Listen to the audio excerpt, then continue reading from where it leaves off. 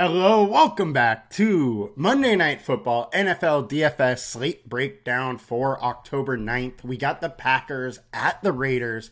Should be a fun game, should be an interesting one for the showdown. We're going to go over all of the game. And before we do that, come join us at LineStar. $39.99 a month gets you access to everything we do. All the props, all the sports, everything. Best deal in DFS by far. Come join us. We got NHL starting tomorrow. We got NBA less than 2 weeks away. Now is the time to get involved. Let's go. All right. Now, we're going to jump into it a little bit. I know we generally lean on ownership pretty heavy in these because it is a slowdown ownership, on the level of your lineup matters a lot. Just because you don't want to be the guy duping 500 times.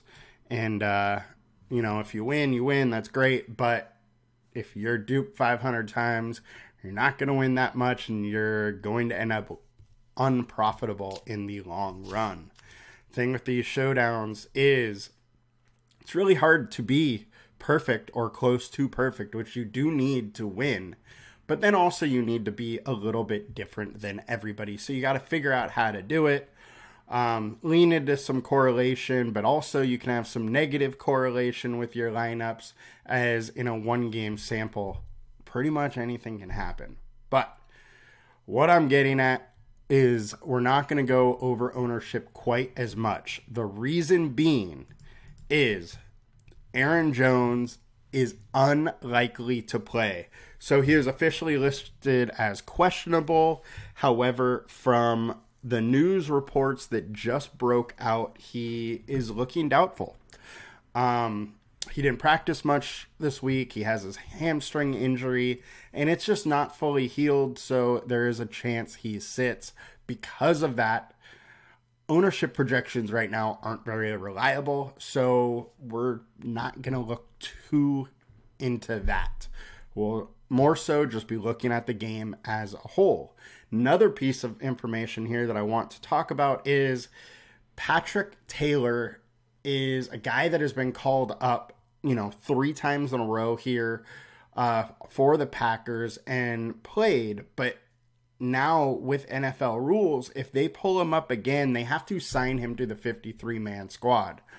So that's something we're kind of waiting to see if it happens or not. Pay attention to news for that one, because if they pull him up, he is likely to be the backup to A.J. Dillon and, with that, get 30-40% snap share, something like that. If they do not pull him up, because they may not want to sign him to the 53-man squad, in that case, Wilson is then the backup and will get that, backup role, but maybe not quite as much as Taylor would, and it would lean to Dillon being a little bit better of a play.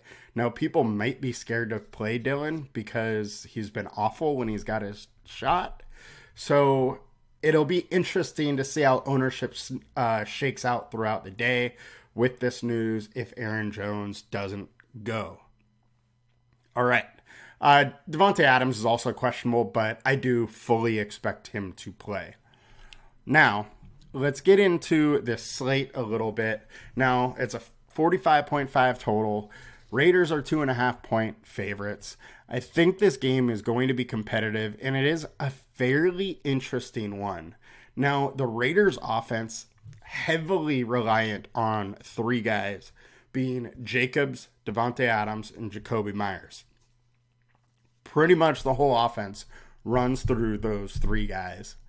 So you're likely going to need at least one of them in your lineup. Maybe 2. Fitting 3 will be very hard, but it's possible. But if you fit all 3, you're going to be very similar to everybody, as a lot of people are going to have those 3 players. So I think tonight's slate does break down a little bit interesting. We're going to go through it all now. We'll go through the matchups, and we'll start with the quarterback position. So we got Jimmy G, we got Jordan Love on the other side. Now, Jordan Love does have a little bit higher projection. He's also a little less owned, and I do like the spot for him. The one thing I do worry about is without Aaron Jones, I don't think the Raiders have to worry about the rush as much. They don't have to worry about the threats out of the backfield. With that, there could be a little more pressure sent on Jordan Love, and he hasn't been the best under pressure. That is my one worry with him. Now, outside of that, I do like, I bet his yards over already. I do think there is path to him going over, and he's going to be asked to do a little bit more without Aaron Jones. I think the wide receivers for the Packers are interesting too, because there's a lot of different ways to go, and this is probably how we can get different on the slate a bit. Now, Jimmy G's on the other side. He has played 3 games, did get concussed, and was out week 4, but he has been, who we know he is. He's a decent NFL quarterback. He's not going to wow you with stats. He is going to help put his team in a position to win. Generally does not make a ton of mistakes. However, he has been this year. He has 6 interceptions on the year and only 5 touchdowns. That is something the Raiders need to clean up here. But the Packers defense, their strength is protecting that passing game. So I don't love the outlook for Jimmy G, but he has passed the success, and if you want to stack with him, it's a lot easier because over 60% of the targets go to one of either Adams or Myers. So Jimmy G is a little interesting. Both guys are very high owned. Jordan Love is more likely to be used in the captain spot, as he does have a little bit of mobility, not a ton. The one other thing that I will point out is we have him at 65% less fantasy points in domes, which I wouldn't take too much consideration to that, considering that he's only started a handful of games in the NFL. All right, the running back spot. This is the spot we really need to watch for today, as we don't know what's going to happen. Josh Jacobs, clearly the best play on the slate at the running back spot. Weakness of the Packers defense is stopping the run. Jacobs is going to get the ball a ton. The one thing I will say with this is he hasn't been that good this year. 19 of 48, 9 for -2, 17 for 62 rushing, 17 for 58 rushing. So while he, hasn't had a big rushing game, he has still at least been useful in the passing game. So what you're going to get with him is, probably 15, 20 carries and a handful of receptions, and see what we can do with him. But he is clearly the best running back option on this slate.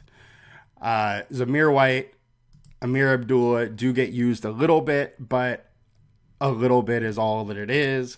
If you want to take some swings, you can. The only issue with him is on a site like FanDuel, I think they're pretty much out of play. On a site like DraftKings, where and I'm going to actually go to DraftKings here because it's a little bit better ownership-wise for everybody. On a site like DraftKings, where, the minimum salary is way lower, I think Abdullah or White is worth considering if you're fading Jacobs. But I don't love the plays.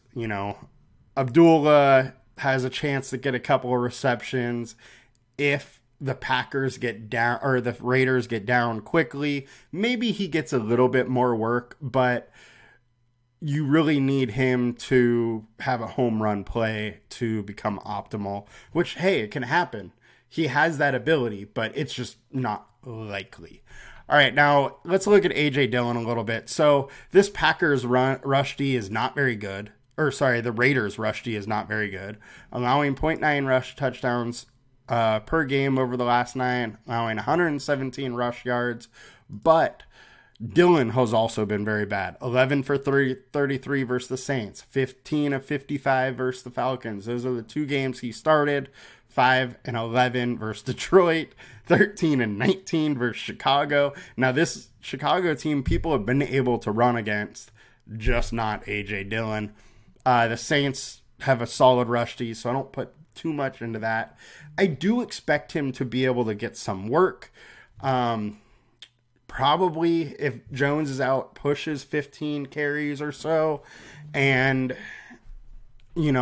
45, 50 plus yards is likely.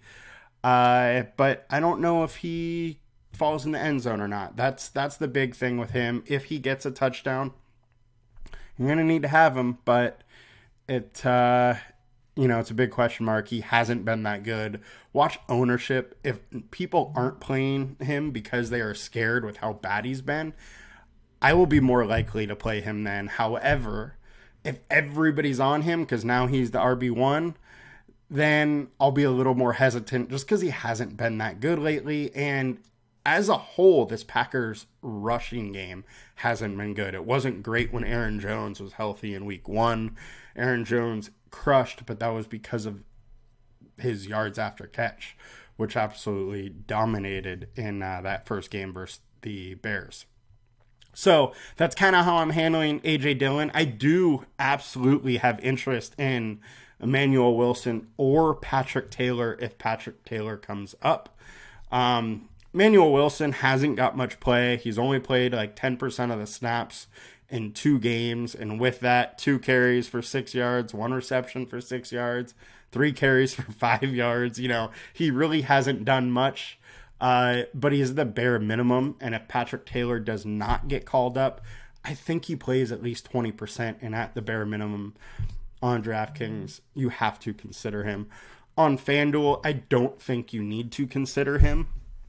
With that being said, if Patrick Taylor does not get called up, I think A.J. Dillon does become a better play, as I would expect him to get a little bit more of the work in the backfield because I don't think they fully trust Emmanuel Wilson yet.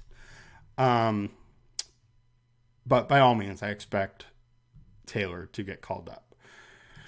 All right, now go to the wide receiver spot here. I think this one's really interesting. Look, Davante Adams is always in consideration to play. I do think Jair Alexander plays today. And if he is, there's a good chance that he is on Davante Adams, quite a bit at this moment. We're not 100% sure if he plays. But that is a piece of news that we should watch out for because if he does not, I like Adams a lot more. But with that, I'm going to consider Alexander in, and with that, I think Jacoby Myers is a great play. Unfortunately, everybody does. He is one of the highest owned guys on the slate. Between Myers and Adams, they're getting a ton of the targets. The other guy in the wide receiver room that's getting play, he's had 45 to 65% of the snaps over the last 3 weeks, is Hunter Renfrow, and he's done absolutely nothing with him. However, we know Renfrow is a good player. He just hasn't been targeted really at all.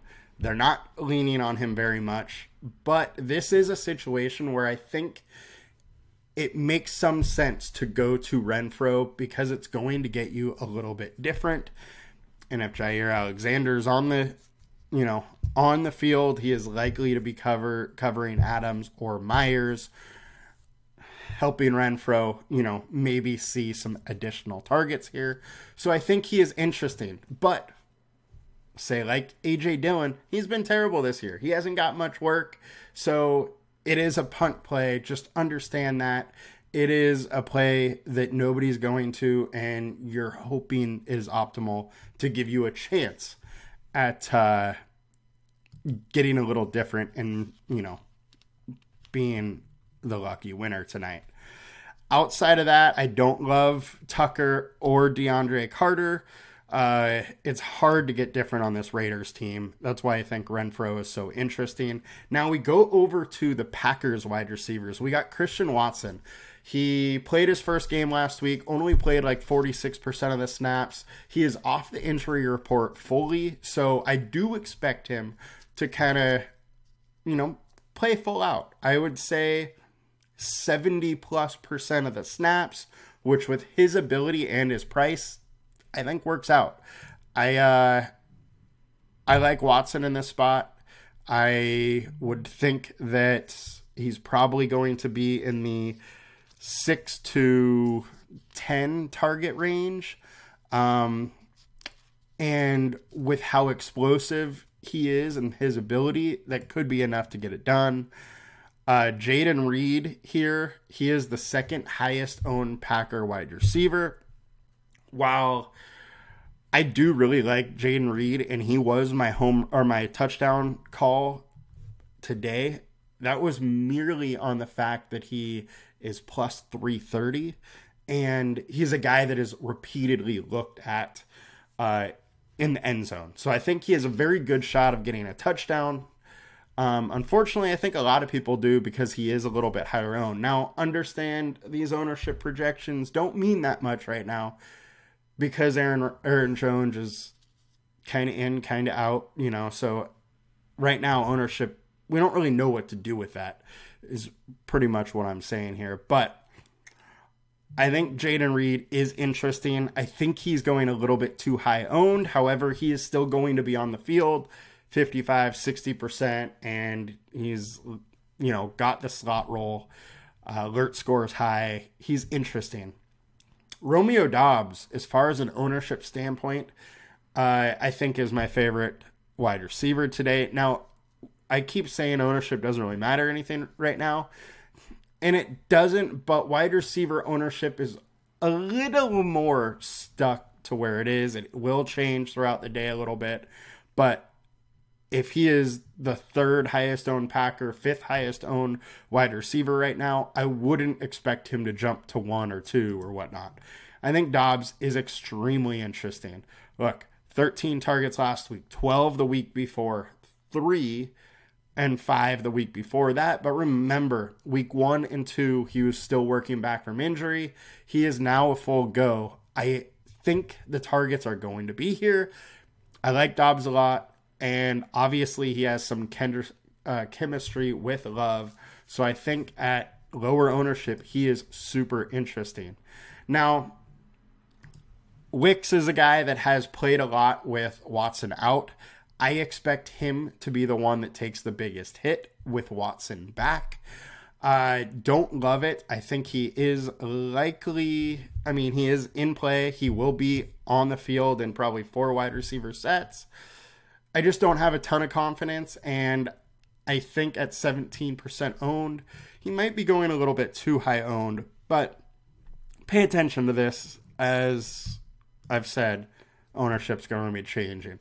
So we got Musgrove, we got Hooper. Musgrove is by far the better play from a likelihood of scoring fantasy points. However, he's kind of expensive, and with Watson back, I do expect Musgrave to get hit a little bit in the target department. So I don't love him quite as much as I did before Watson was playing.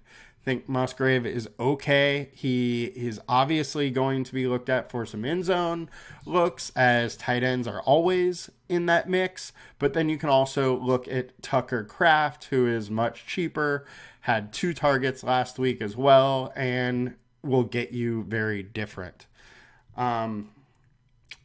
You could also look at Degura, who had 4 targets last week and gets you very different. I think that's likely more so how I play tight end today. I would probably go for more of the punts, not the higher owned guys.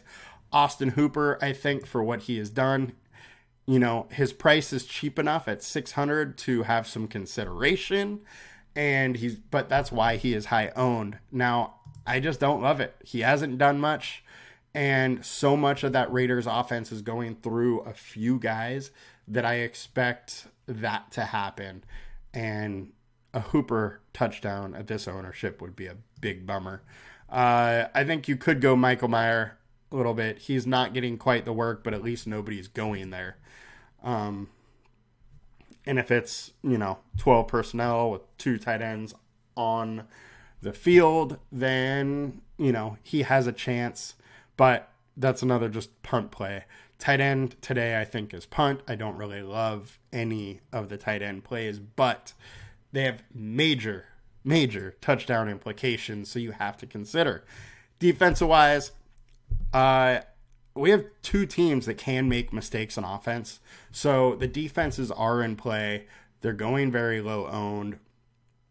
Our ownership here on defense is probably off a little bit. I would say they're both actually in the low teens or high single digits instead of 8 and 3.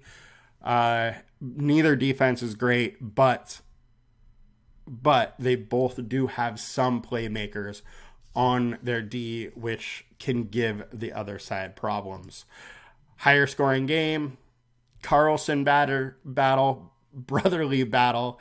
Both kickers are obviously in play. They're going to get you a little different, not a ton, because their ownership is likely in that 10 to 20% range. But it will help with some differentiation. All right.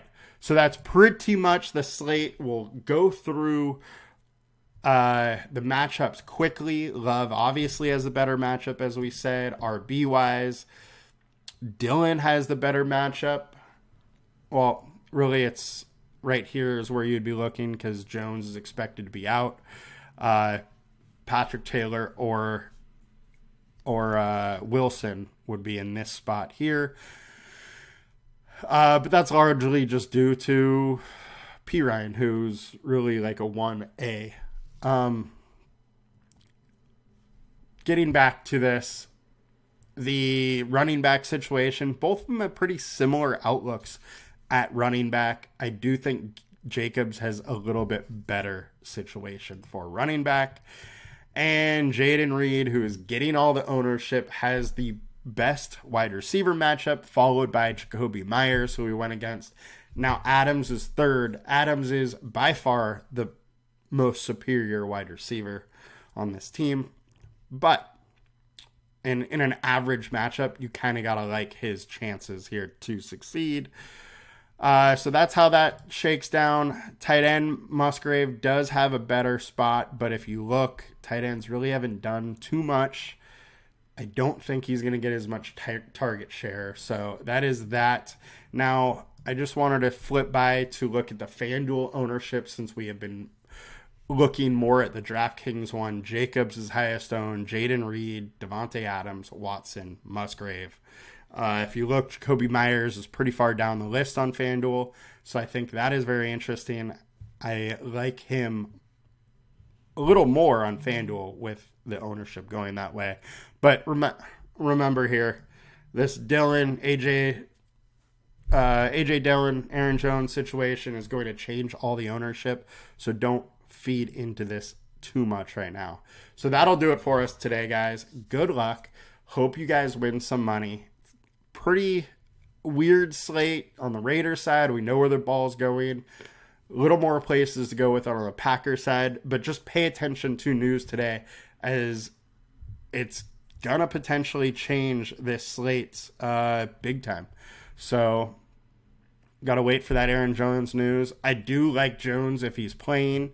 However, with this news about him being on a, unlikely to play, he's likely on a pretty strict snap count. And with that, I'm probably not playing him either way, but ownership will be lower on him, so at least of consideration, but his price is just going to be too high for me. That is all. You guys have a good one. Good luck. I'll be back for the Thursday night showdown and on all our prop shows. See you guys. Good luck. Bye.